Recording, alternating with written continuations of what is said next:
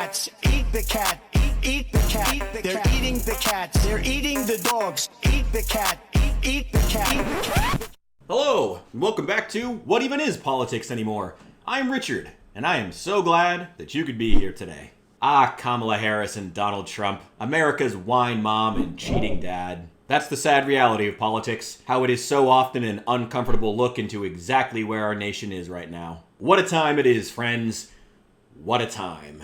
Now, it's been a while since the debate happened, and I did not watch it at the time. Like so many other Americans, I sat it out, checked the news later, and from inside my content bubble, it sure looked like my side was winning. But today we're getting a little uncomfortable and going straight to the primary source, here straight from the horse's mouth. Don't worry though, if I seem tired, it's only because I've been up all night wondering exactly how I'm going to pay rent this month, like many other Americans. And I thought, there truly is no better time to check in on the state of the United States 2024 election. So let's watch the debate together, friends, and try to learn something. Probably not, but let's give it a shot. I want to begin tonight with the issue that voters repeatedly say is their number one issue, and that is the economy and the cost of living in this country. When it comes to the economy, do you believe Americans are better off than they were 4 years ago? So I was raised as a middle-class kid. Oh my god, immediately swing to the family. I'm sorry, I couldn't stop at the first sentence. Not the first sentence, but it's just immediately pivot. I am the daughter of a working class family. My mother was raised me single and my dad was never around. My god, it's just like... That's what I love about the left. First thing out of their mouth is dodging a question. We know that young families need support to raise their children, and I intend on extending a tax cut for those families of $6,000, which is the largest child tax credit that we have given in a long time, so that those young families can afford to buy a crib, buy a car seat, buy clothes for their children. I love the idea of expanding the child tax credit. It's great. A car seat, a few diapers, they could do more. There's a whole lot more we could be doing other than just throwing money at people. This is the problem with Democrats, and they can't organize for anything. They can't organize for shit. They have no concept of ground level community building. It's absolutely nothing but let's throw money at the problem. Let's cut everybody a check and hope that it works out. And that's how you get inflationary policy. So I'm for it, but is it gonna come with that targeted community development that we need in this country? That's the real question that I want to hear from the Democrats, no matter who's on the ticket. My plan is to give a $50,000 tax deduction to start-up small businesses, knowing they are part of the backbone of America's economy. My opponent, on the other hand... I don't care to hear her speak about Trump's plan. If the entirety of this debate ends up being her saying, well, Trump plans to this, I don't care. It's disqualifying to me. I want to hear what you are going to do. What are your ideas? That's what I want to hear. And while, again, I love the idea of cutting checks for people to start small businesses, especially young people. Love that, love that, love that. But is it really going to go there? Or is it like the COVID relief money where a small cabal are going to end up hoarding all of it? And maybe the people at the lowest rungs get a check once, okay? Is that how this is going to work out again, just like COVID relief? Because if that's the case, I'm going to have a problem with it. My opponent has a plan that I call the Trump's sales tax, which would be a 20% tax on everyday goods that you rely on to get through the month. Did she name his plan for him? How fascinating to be so fixated on your opponent that you're naming their ideas for them. That's fascinating. That's absolutely fascinating. Trump's sales tax would actually result for middle-class families in about $4,000 more a year. First of all, I have no sales tax. That's an incorrect statement. She knows that. We're doing tariffs on other countries. Other countries are going to finally, after 75 years, pay us back for all that we've... Tariffs are not paid for by other countries. Tariffs are paid by American businesses shipping in products from other countries. Okay, and correct me if I'm wrong here. They are meant to increase the likelihood that American businesses will choose not to ship from abroad, but instead work within America with American goods. So that's good, but I think he and the GOP like to tweak like to pretend that tariffs work a certain way because it narratively works with their base. Look, we've had a terrible economy because inflation has, which is really known as a country buster. It breaks up countries. We have inflation like very few people have ever seen before, probably the worst in our nation's history. This has been a disaster for people, for the middle class, but for every class. On top of that, we have millions of people pouring into our country from prisons and jails, from mental institutions and insane asylums, and they're coming in and they're taking jobs that are occupied right now by African Americans and Hispanics, and also unions. Unions are going to be affected very soon. I gotta say, as much as I hate saying that Trump is right about something, speaking as a broke African American living in a liberal state, yeah, prices on everything have gone up and wages have gone down because there's Haitians moving in and taking jobs. And on the one hand, kind of nice, Uber's gotten a lot cheaper recently. But at the same time, he's not wrong about that. Like, if you want to help African American communities, having migrants coming in working for cheaper than African Americans are willing to, he's not wrong about that. You're going to hear from the same old tired playbook a bunch of lies, grievances, and name calling. From which what side? What you're going to hear tonight is a detailed and dangerous plan called Project 2025 that the former president intends on implementing. Trump distanced himself from Project 2025 months ago. Stop freaking out over Project 2025. Trump no longer even supports Project 2025. We did things that nobody thought possible. And people give me credit for rebuilding the military. They give me credit for a lot of things, but not enough credit for the great job we did with the pandemic. But the only jobs they got were bounce back jobs. These were jobs bounce back, and it bounced back and it went to their benefit. But I was the one that created them. They know it, and so does everybody else. Vice President Harris, I'll let you respond. So Donald Trump has no plan for you. And when you look at his economic plan, it's all about tax breaks for. Okay, but what's your plan, though? That's what I want to know. What's your plan? I don't care. Give me your plan, please. This is what frustrates me with the Democrats. And she started that off with, you won't hear any actual policy from him. Girl, you're not giving actual policy. What are you talking about? I hate defending Trump. I hate it. I hate it. I hate it. I hate it with every bone in my body. I hate defending Donald Trump. But here we are. How did we get here? How did we get here? And I'd invite you to know that Donald Trump actually has no plan for you because he is more interested in defending himself than he is in looking out for you. I'm sorry. That was good. Damn. Okay, Trump. That was pretty good. And like, it is right. Like, she keeps talking about how Donald Trump has no plan. Stop with the attacks. What's your plan? You know, what do you have to offer? I promise I'm going to be just as critical when we get to Trump's plan. I want to hear what he wants to offer. I like tax cuts. I want to make sure they're not just for billionaires. I like that. We need to get the economy moving again. He at least knows that. I don't know. That was really good, though. That's just a sound bite they gave her. That was good. That was good. I did like that. Do you believe Americans can afford higher prices because of tariffs? They're not going to have higher prices. What's going to have and who's going to have higher prices is China and all of the countries that have been ripping us off for years. I was the only president ever. China was paying us hundreds of billions of dollars, and so were other countries. And, you know, if she doesn't like them, they should have gone out and they should have immediately cut the tariffs. But those tariffs are there 3.5 years now under their administration.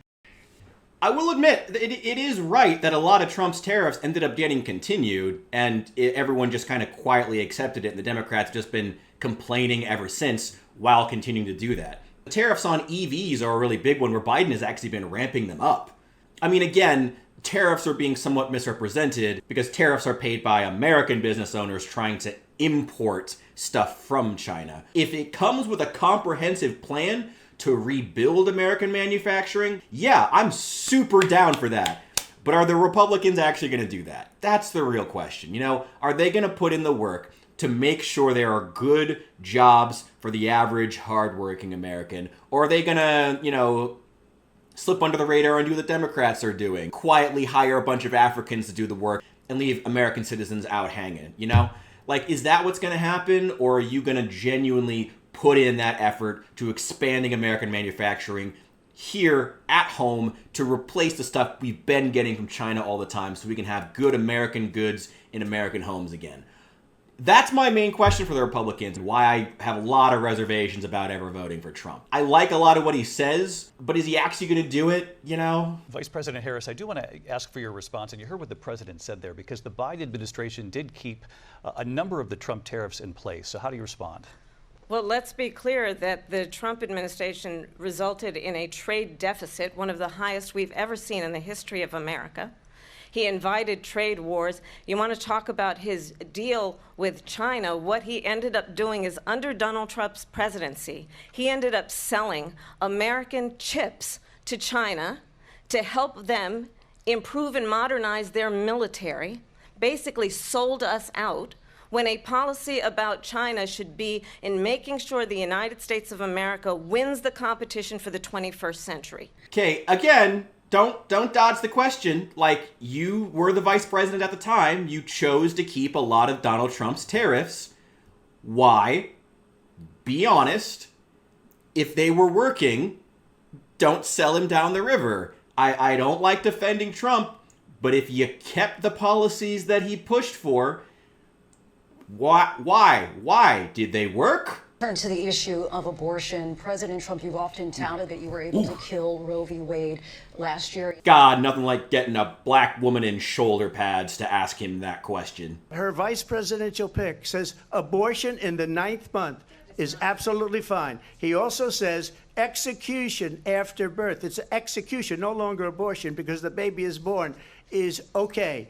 And that's not okay with me. Hence the vote. What do you mean, hence the vote? Okay, look, you can really tell that this is Trump's weakest topic. And you can tell this is the one where Republicans are losing. It's abortion. It's been abortion for a long time. Ever since Roe v. Wade overturned, Republicans have just been scrambling to try to reconnect with young female voters because it's gotten bad. Like, I will admit, Democrats' fixation on abortion is a bit much, but at the same time, there's just a better way to argue this. This is part of what really angers me about the abortion debate in general in the United States. You know, there are a lot of conservative women who don't like abortion, who think that an abortion in past 6 weeks is disgusting. My only real 2 cents on the issue as a man is that it's not really for me to decide. Women's issues should be handled by women. That's my 2 cents. Man, the GOP is like not willing to put a conservative woman up there to handle this issue and answer questions about this issue. And if they did, instead of some scuzzbag like Donald Trump, it would be so much more powerful. And it would actually resonate with I think a much larger proportion of liberal-leaning women than they could possibly imagine. This is a debate that has to be settled between women and other women, ultimately. Now, I believe in the exceptions for rape, incest, and life of the mother. I believe strongly in it. Ronald Reagan did also. 85% of Republicans do. That is true. The left does really like to demonize the right and say that they don't support abortion in the extreme cases, in the cases of rape or incest. Most Republicans actually do support that, but the left really likes to pretend that they don't. That is one area the left just blatantly lies for the sake of propaganda, and that he is right about that. Now, in over 20 states, there are Trump abortion bans, which make it criminal for a doctor or nurse to provide health care. In one state, it provides prison for life.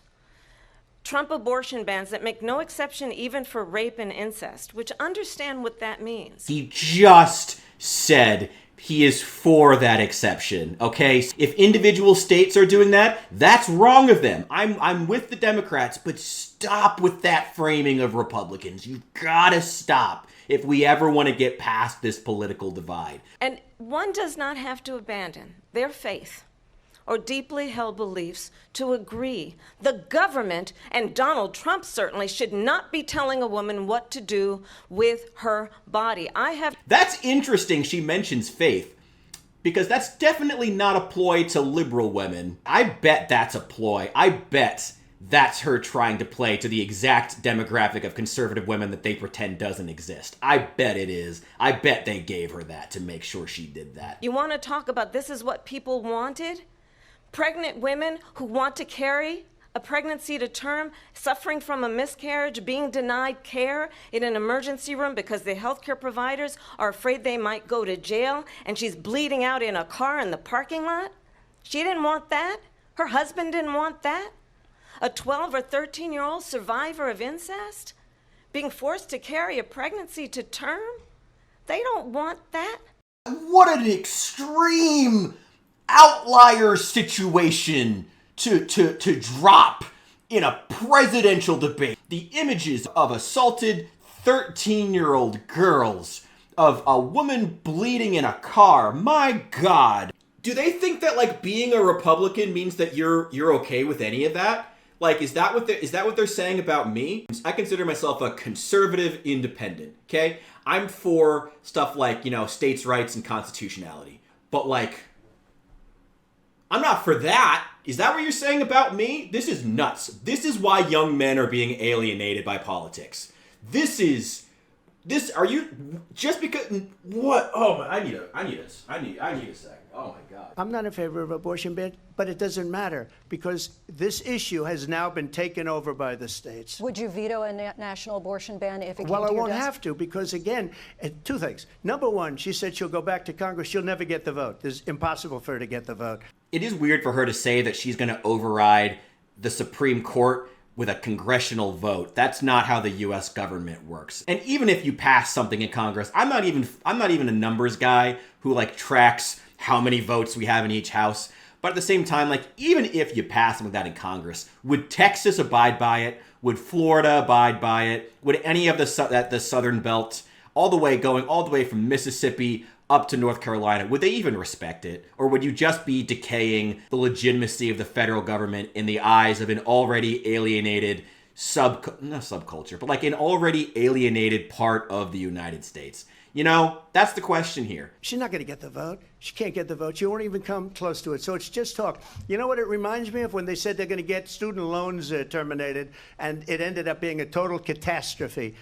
The student loans, and then I think probably her boss, if you call him a boss, he spends all his time on the beach. But look, her boss went out and said, we'll do it again. We'll do it a different way. And he went out, got rejected again. For the rest of his answers, it seemed like she was kind of playing him off, kind of like keeping that smarmy smile on. But when he mentioned her boss who stays at the beach, did she seem truly annoyed? I genuinely don't know who he's talking about, but something there got under her skin. My question to you tonight is, why did the administration wait until 6 months before the election to act? And would you have done anything differently from President Biden on this? Dang, ABC, that was a really, really good question. Why did they wait until 6 months before the election to finally start getting serious on immigration? That's interesting. Who has prosecuted transnational criminal organizations for the trafficking of guns, drugs, and human beings. And let me say that the United States Congress, including some of the most conservative members of the United States Senate, came up with a border security bill which I supported. And that bill would have put 1,500 more border agents on the border to help those folks who are working there right now overtime trying to do their job. It would have allowed us to stem the flow of fentanyl coming into the United States. But again, why did you wait until within 6 months of the election to try to vote on this? Are you going to do this long term, or do you only care when there's an election cycle? If she gets voted into office, and is she going to have another 3.5 years of leeway to do whatever she wants, and the border opens up again? That's my question. And I'm going to invite you to attend one of Donald Trump's rallies, because it's a really interesting thing to watch. You will see during the course of his rallies, he talks about fictional characters like Hannibal Lecter. He will talk about windmills cause cancer. And what you will also notice is that people start leaving his rallies early out of exhaustion and boredom. And I will tell you, the one thing you will not hear him talk about is you. You will not hear him talk about your needs, your dreams, and your desires. And I'll tell you, I believe you deserve a president who actually puts you first, and I pledge to you that I will. I do find it interesting, though, genuinely, how Things have flipped in the last 4 years, from Trump bragging about how big his crowds are to Democrats going out of their way to point out how small his crowds are. It's an interesting change of pace. And again, he already disavowed Project 2025. He already did that. Is it time? Is it about that time? Is it finally that? I think it is. I think it is. Oh boy. All right. Let's keep going. So she can't talk about that. People don't leave my rallies. We have the biggest rallies, the most incredible rallies in the history of politics. That's because people want to take their country back. Our country is being lost. We're a failing nation. And it happened 3.5 years ago. And what's going on here...